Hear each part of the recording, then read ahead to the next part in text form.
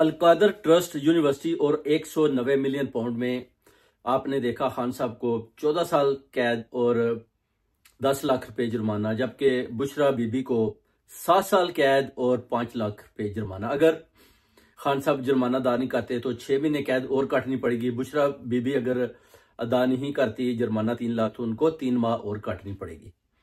ये देखें फैसला कितनी देर से, जैसे कि इसको इस तरह अंडर रखा हुआ था कि जनाब एक तारीख फिर दूसरी तारीख फिर तारीख डालते जा रहे थे। उसकी वजह है कि फैसले में उनको पता था कि किसी किस्म की कुछ सच्चाई तो दिखाई नहीं देती, तो अब इसका फैसला कैसे दें। जजेस भी परेशान थे, मगर ऊपर से जो प्रेशर जर्नैलों का था, क्योंकि उनको पता था अगर खान साहब तो हमारे साथ जो डील कर रहे हैं, डील और डील दोनों में से किसी तरफ भी नहीं आ रहे।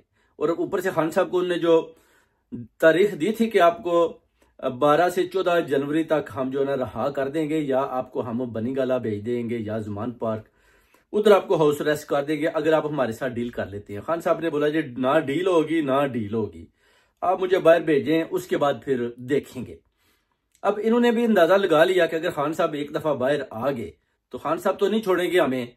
तो फिर जो इन्होंने मुआहदा किया था जर्नैलों ने भी, सब ने मिलकर खान साहब के साथ कि ठीक है जी हम आपको बाहर निकालते हैं। बेसिकली आपने देखा जब मरियम नवाज 4 घंटे की मुलाकात करती है और वो बड़ी प्रेशराइज थी कि जनाब किसी तरीके से अगर खान साहब बाहर आ गए तो हम तो जनाब सब अवाम में उड़ जाएंगे, हमारी तो हुकूमत गिर जाएगी।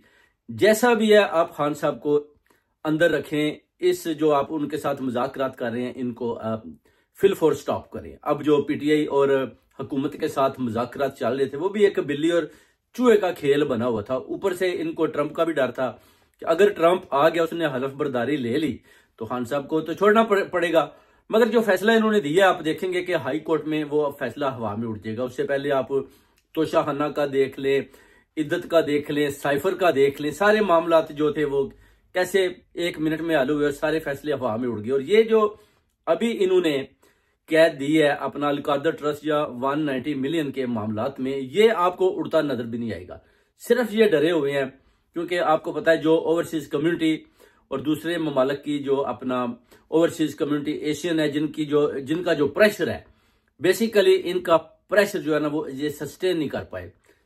एस्टेब्लिशमेंट बुरी तरह से डरी हुई थी क्योंकि सोशल मीडिया और बाहर के लोगों ने जो प्रेशर दिया हुआ था, पार्लियामेंट ब्रिटिश पार्लियामेंट के अंदर जाकर प्रोटेस्ट निकालकर खान साहब का साथ शाना बिशाना खड़े होकर देकर उन्होंने साफ ऐलान कर दिया कि आपको खान साहब को छोड़ना पड़ेगा। मगर आप देख लें सजा होने के बावजूद भी खान साहब जनाब बड़े खुश और मुस्कुरा रहे थे। वो कहते हैं कोई बात नहीं, बुशरा बीबी भी चॉकलेट खा रही थी, वो कहते हैं कोई बात नहीं, ये फैसला भी उड़ जाएगा, आपको अल्लाह पर यकीन होना चाहिए।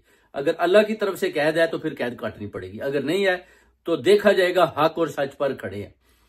असल में ये जो अपना आ रहा है ना कि वो लिफाफा नहीं खोले, जो खुफिया मुआहदा मलिक रियाज बैरिया टाउन वाले ने किया था, वो क्या था? वो था बेसिकली कि नवाज शरीफ लोगों ने, हसन नवाज ने एक अपार्टमेंट बेचा जो 9 अरब रुपए का था और वो बेचा मलिक रियाज के आगे 18 अरब रुपए का। जब एनसीए जो नेशनल क्राइम एजेंसी है उनको पता चला तो उन्होंने वो पैसा होल्ड कर लिया। फिर एक खुफिया ने बोला कि हमारे साथ मुआहदा मलिक रियाज कर ले, तो मलिक रियाज ने खुफिया मुआहदा किया जिसकी रिपोर्ट इमरान खान साहब जो वजीर आजम थे उनको दी गई। उन्होंने बोला कि इससे ज्यादा पैसा तो ज्यादा हमें खर्चा करना पड़ जाता है, अगर हम इंग्लैंड में जाकर ये केस लड़ते हैं तो ठीक है खुफिया मुआहदा कर लेते हैं, पैसा वापस आ जाए। तो वो बेसिकली पैसा वो वापस डालती है सुप्रीम कोर्ट में। उसके बाद आप देखें कि 190 मिलियन, उसमें से 400 अरब रुपया हुकूमत पंजाब ने भी कमाया। उसके बाद पैसा भी इनके पास है और इनके पास कोई ऐसी चीज नहीं है जिसकी बिना पर ये खान साहब को सजा दे। क्योंकि एक तो आप देखें कि वो जो खुफिया मुआहदा हुआ है उसका लिफाफा खोलें, वो दिखाएं, एनसीए से मांगें, सुप्रीम कोर्ट में दिखाएं, लोगों को दिखाएं जी कि ये मुआहदा क्या है जो मलिक रियाज ने किया है।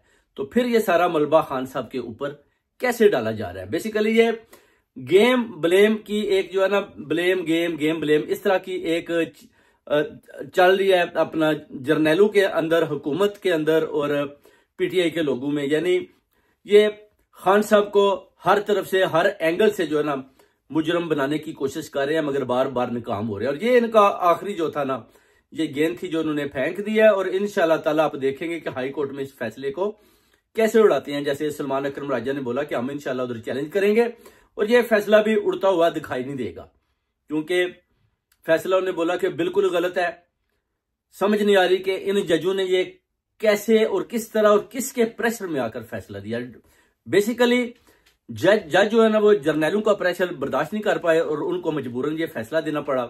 इससे पहले भी आपको पता है नवाज शरीफ को कैद हुई, उसके बाद फिर जब जर्नैलों का नवाज शरीफ के साथ सौदा मुकम्मल हो जाता है तो फिर उसके बाद आपको पता है कि वो सजाएं भी खत्म हो जाती है। मगर खान साहब के ऊपर गलत किस्म के जो अपना पर्चे काटे गए और इस तरह की जो दफात लगाई गई वो भी पूरी कौम और सबके सामने। अब अगर ट्रंप ने हलफ बर्दारी के बाद एक भी ट्वीट कर दिया तो ये हुकूमत वैसे ही लड़खड़ा जाएगी और खान साहब को निकालना इनकी मजबूरी बन जाएगी।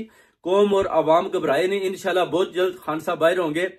ये आखिरी गेंद खेल चुके हैं, इनकी जो है ना टांगे कांप चुकी हैं, हुकूमत के हाथ में भी कुछ नहीं है और जर्नैल भी जो है ना ये भी बेसिकली लड़खड़ा चुके हैं। अब देखना है इंशाल्लाह कि अब ट्रंप आता है उसके बाद आप देखेंगे कि फैसला किधर जाता है और हाई कोर्ट में जब चैलेंज करेंगे तो फिर ये फैसला उड़ता हुआ दिखाई नहीं देगा और खान साहब के लिए मजबूरन इनको हडियाला जेल के डोर खोलने पड़ेंगे।